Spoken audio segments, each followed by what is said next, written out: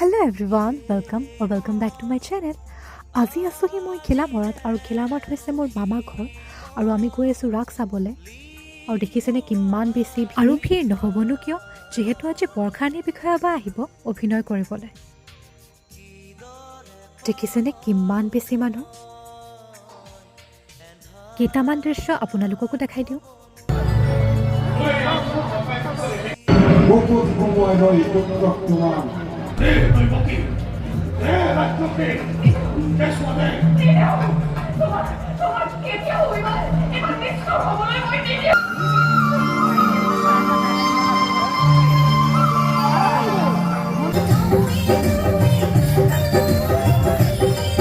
ৰাগ চাই যে ইমান বেছি ভাল লাগিলে আকৌ মামা ঘৰলৈ বুলি উভতিলোঁ